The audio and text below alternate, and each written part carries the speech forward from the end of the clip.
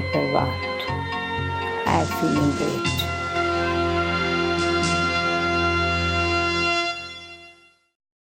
Hello friends, welcome once again to Godlywood Studio and to Light of Knowledge. We have been discussing about God, who He is, when He is coming, what is His role in the human activities. There are still more to explore. So let us continue with our discussion, and we have Rupa Benji with us. Rupa Benji, welcome. Thank you. Benji, you said that God is coming only once, and these beautiful personalities like Krishna and Rama cannot be avatars. They are just divine personalities who came into this world, and there are a lot of confusion regarding them. So, can you clear it a little bit for our viewers? As we understood the secret of cycle, the beginning of the world, which is known as golden era, there are beautiful words like paradise, heaven, Allah ka bagicha, Garden of Eden. Definitely the nature will be so beautiful there and perfect. Then how about the human beings who are living in? They will be more beautiful, more accurate and more pure and more celestial and more qualified, and therefore among them, like Rama, Sri Rama or Sri Krishna, they are in the state of highest code of conduct, almost like equal to God, because they have taken all these qualities in this confluence age. And that's how we understand now the secret, how man moves to the deityism. God created man with his own image of divinity, we say. As God is perfect and God is divine and God is complete in himself. Now that is seen in the creation when the golden time, the golden era, where man was at his complete, accurate, perfect stage, where soul was pure, body made up of nature, nature was pure, and coordination in between souls and nature was perfect. And therefore, people in copper age, when they come to the falling stage, these perfection breaks and start moving towards imperfection. Then we praise the perfect beings, those who are living in golden era, as though they are avatars of God, because they visualize such a perfection, such a beauty of holiness and purity, which will not be existing in copper and iron age. So they cannot reach directly God, since we are in search of God at that time. So those who are perfect human beings, praised as divine beings, deities, they themselves will be kept in the place of God. Benji, another question which comes to my mind regarding Krishna. It has been said in our scriptures that Krishna came in Dwapar Yuga, his Dwapar Yugvasi. But often in godly knowledge, I have heard the reference that Krishna comes in golden age and the land of Krishna is coming once again. So, how can this feels a little bit confusing? See, copper age is the beginning of path of bhakti, where after a few years they start writing scriptures and other things. And Dwapar Yuga is also a major change which take place in that phase of, it's also one kind of transition, we can say, because from highest order to lowest order we are coming down. So during at that time, those who have the visualization of the golden age, who were living there, they are deities, and they are coming step by step down. In the scriptures, they have written that the golden age has been lost, and Dwapar Yuga is the beginning of the world of disorder. And after the Kali Yuga, this confluence age which takes place with the descent of God, this confluence age is very short, and godly activities are being realized by very few souls, a handful of souls, and therefore the living code of conduct or the way they lived in the golden age, that beauty they explain from the copper age.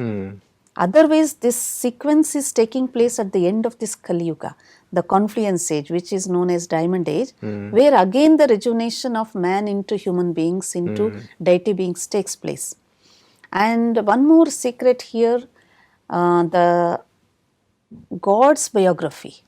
See, so far we have been studying the biography of great souls, divine souls, deities, and many people who have fought for the country. Their biography we start reading volumes after volume. But God's biography, when He acts truly in this world, the beauty of His activities is He lifts the souls who are totally downtrodden. So, this confluence age is one way incognito age. Those who understand through the wisdom and understand the silent activity of God can realize the truth, and the rest are all in the darkness of again ignorance. And this biography, which God's activity takes place, is been mixed with the existence of Dwapar Yuga.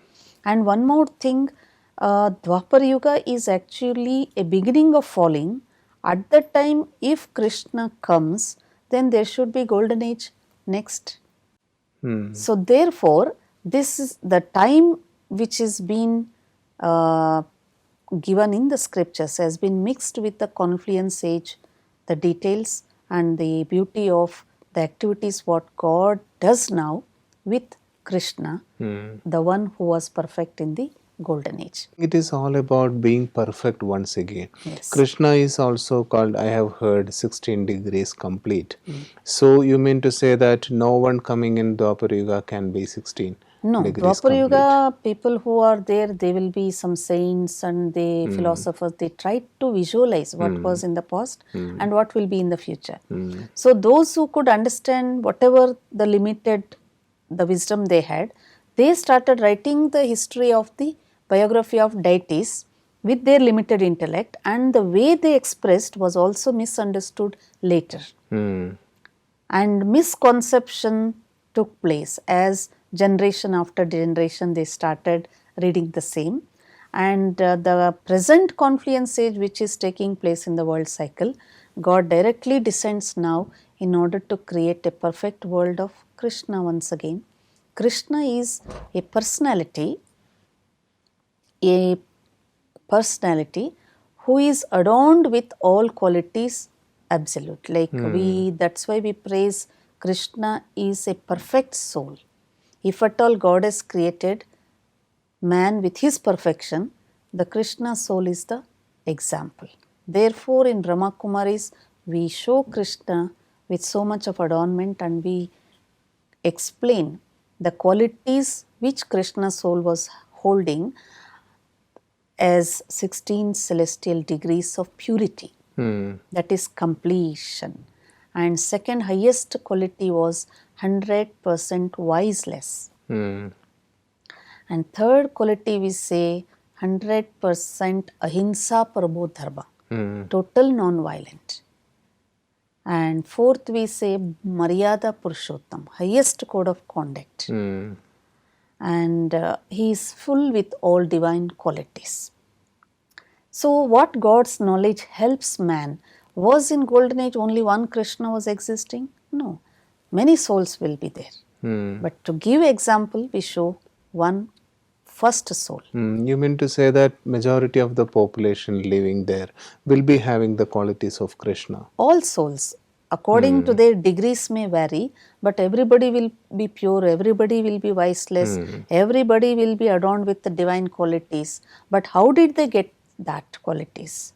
So this is the confluence age where God becomes the supreme teacher and start giving such a divine knowledge where man who has fallen with the vicious cycle, totally downtrodden, will be lifted to the highest state of deityism. And that's how we say Krishna is coming again, because this vicious world will have to get destroyed, in the sense get into the transformation, and totally Bharat will become the land of deities once again. As you said that this is going to be a great transformation.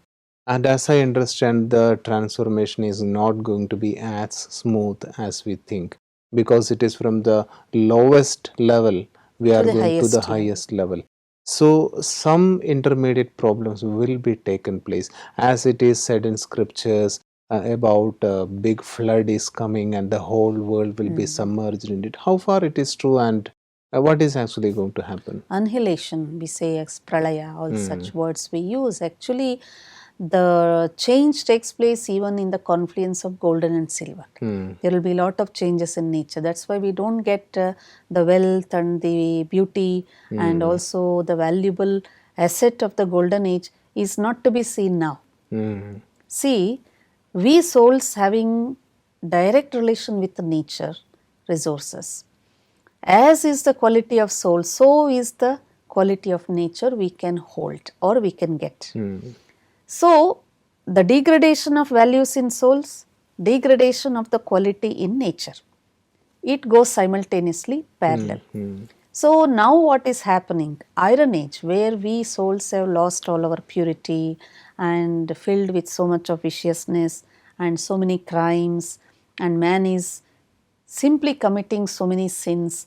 So, the entire environment in the nature also has lost its quality, and therefore, whatever we are eating, whatever we are getting from the nature, it's all lot of pollution, and pollution has become a major subject today. All these things, of course, well aware of that. Here what happens? God, the purest soul, when he enters this world, he starts purifying one soul after the one soul after the one soul. Those who move with the path of purification, at some point, maximum souls who are to come to the golden age, they reach their purification. Now, when they are ready, then what happens? The pure vibration constantly spreading in the nature destroys the negativity in the nature also. It is a process of purification in the nature, not total destruction, not total pralaya as we understand that world will not exist or but major upheavals will take place to once again balance its ecological system and get purified, and once again the new resources with purity comes. So, as such, talking about these upheavals which are about to come, mentions are there in the scriptures as well. But is there a way to get away with it, or can we save ourselves from it? If we can, then what are those methods? Because that is the main thing which people are interested, I think. Upheavals, when we think about destruction, of course everybody is afraid of it. And whatever sometimes we listen or we see in the TV news, somewhere earthquake has taken place, somewhere water pollution, somewhere volcanic eruptions, and of course this is like fearful news. And also to undergo that situation, of course everybody wants to survive or get some safety measurements.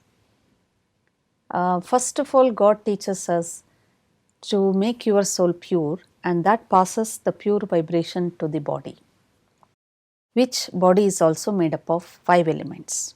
First of all, we want to save ourselves. That means we love our life very much. Okay. Second thing, God teaches us how to serve the nature. First, you create pure thoughts in your mind, become wiseless, become more and more pious, and that thought energy passes to your body.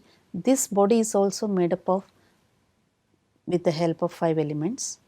Once you pass the pure vibration to your own body, this transmits in the nature, in the external point. Whenever there is annihilation takes place, everybody has to shed their body. Either you are becoming a yogi or not, that is not the point. But those who are practicing this meditation or transmitting their pure thought energy to the world, what happens? Elements will help them. There won't be any chaos or fear in their mind.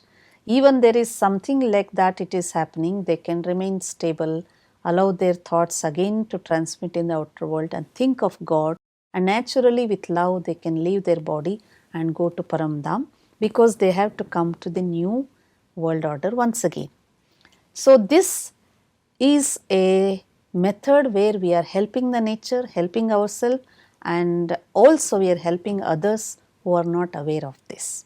And that's how Brahma Kumaris, the meditation in this institution, what is taught, there is one subject in meditation we give positive energy to the nature also, so that it also purifies, it calms down, and our pure energy can help nature to get purified, whatever the impurities are there. And that's why we say today we don't get rain some places, and another place there is floods, imbalance. Once we are balanced with positive energy in our mind and body, slowly balance will take place in the nature. And that is the greatest service is being done through Brahma Kumaris to bring that purity and perfectness even in the nature, which science cannot do it. Benji, that is really beautiful, because when we listen to these news of natural calamities from different part of the world, there is an element of fear in the minds of everyone. So as you said, if I haven't polluted the Prakriti or the elements will not do any harm to me. Yeah. That is really beautiful. So thanks a lot for today's discussion. So dear friends, that has been a great revelation. If I haven't polluted the world, the five elements, with negativity like anger or ego or whatever, five elements will also take responsibility not to harm me in return. So let us keep that in mind. And the situations in the world may change, but if I keep my mind pure, then definitely I don't have to worry about anything. I will be safe. So now it is time for us to go into the question of the day.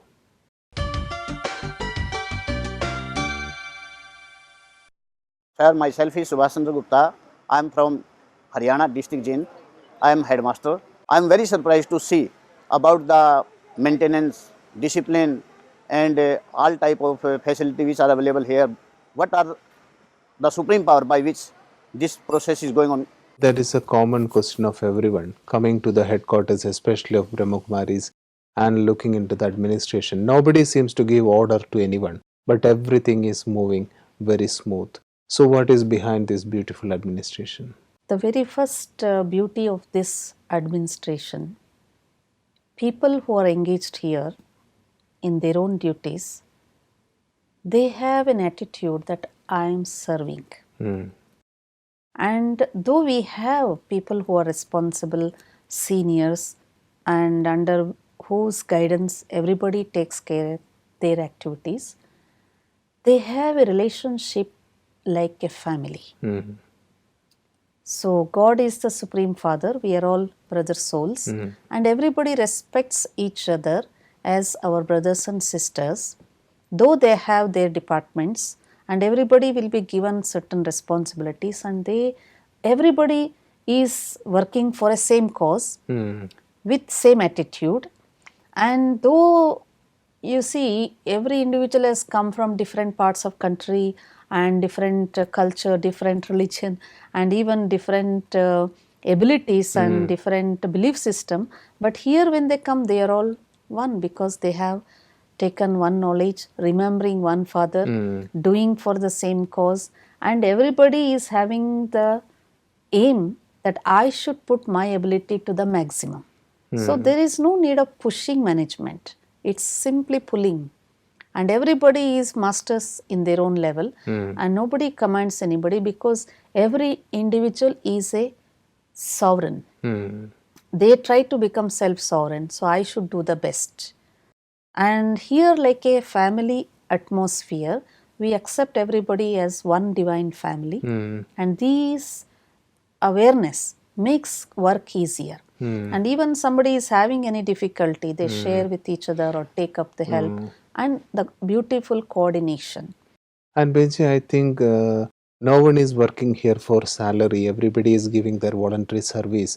And I think the basic attitude is I am doing it for myself, so that I can improve my foundation of godly knowledge and service. And second beautiful thing that makes everybody work hard, and you see the timetable is early morning 3 o'clock, they get up 3:30, they become ready for meditation. Why the work goes so smoothly? Everybody is charged. Early morning we say the hour of nectar, Amrit Vela, every individual sits in meditation, and they are charged from the Supreme Father, and everybody remembers one father, and therefore their energies are flowing towards one supreme and they are charged so nicely. The whole day, whatever the activities they are doing, even a small person who is doing a plumbing work or sweeping work, or even a person who is giving speech, it doesn't matter this is big and that is something small, but every work is respected equally. And the most important secret is those who serve here, they are all following the code of conduct of purity, pure vision, pure thought, and pure speech, and this change in their inner self gives the maximum efficiency, and what they do will be highly effective because the quality of purity brings perfection in the activities whatever they are doing.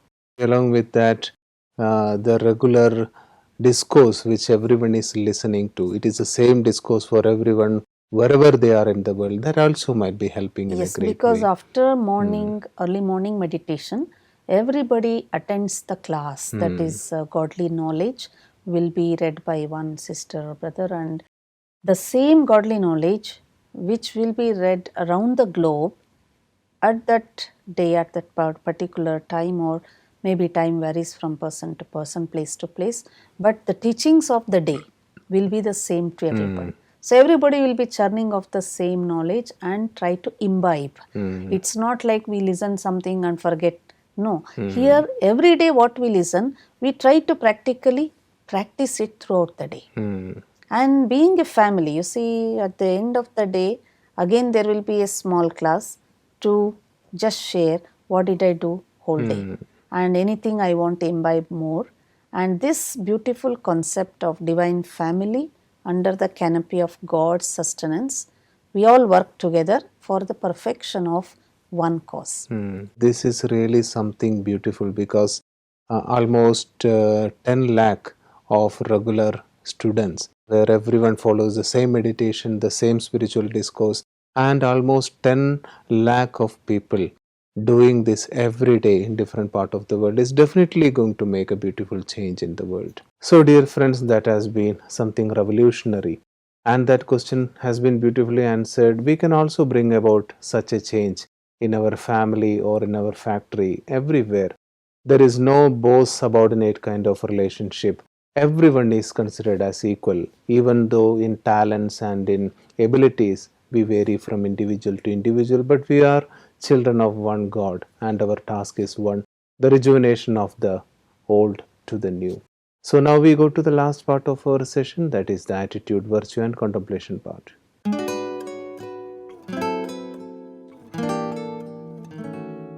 So Behenji, what is today's attitude and today's virtue? Today, let us take the attitude of developing planning, because if we want to be successful, if we want to do what we have thought, we should have a proper planning, and not only for external work but also for inner development. And planning itself, a good plan is half the success we have already gained. That's what people think and state about this. So here also early morning when we meditate, we have to plan the whole day what I want to do and what is prioritizing activities and what I do and how I want to do it. So this attitude gives us more and more clarity of what we are able to do, and planning gives motivation. Otherwise, what happens, sometimes we do one work half done and we leave it, and one more we take it and that is not completed. So nowhere we are complete. So this also creates sometimes a kind of feelings of failure. And a good meditator or a good wise person will always use this attitude of planning. The virtue that I support for my development with this attitude is checking and changing. Many times we check ourselves but we don't attempt for change. And change needs some more energy in us. So Once we plan something we have not completed, immediately the virtue of checking why I did not do it, what is the hindrance, what is the weaknesses or any drawbacks in me, I identify by checking and then allow myself to progress with the change, the power of change. So, this actually happens in our day to day life, and especially those who are godly students. This is a process of progress where we constantly we have to go on check ourselves. We are experts in checking in others, right? The same quality now we turn towards ourselves. We say self transformation, self actualization, self analysis. And if we start doing this, and definitely we'll be very happy with ourselves that I am progressing. In the world also we say prior proper planning prevents poor performance. So this is actually a rule which even experts are teaching. So planning along with checking and changing will definitely make a beautiful change in our life. Can we have a reflection on that? Let us sit in a comfortable position.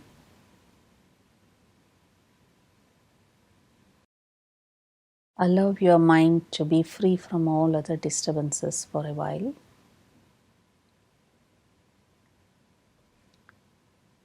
Just keep the aim of your life, what I want to become. Whatever I have, the beautiful thought about myself, that I want to divinize myself. Let me take this aim is the prior aim to bring perfection in all areas of my life.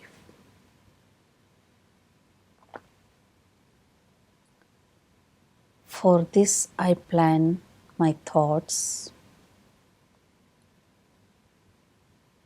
which transmits in action and brings success to divinize myself with the help of godly knowledge. I focus constantly towards this aim of divinizing myself, as I am aware now God has descended on this earth to bring the world of divinity. I have the choice to get preparedness or to adorn myself with that divinity so that I enjoy that divine world. If I delay, then I will be the loser. So let me check my each thought, speech, and action, whether I am taking my life towards that new world order, and if not so, then let me slowly change the unwanted things which will not support me to go forward. Any weakness, any impurity, with the help of God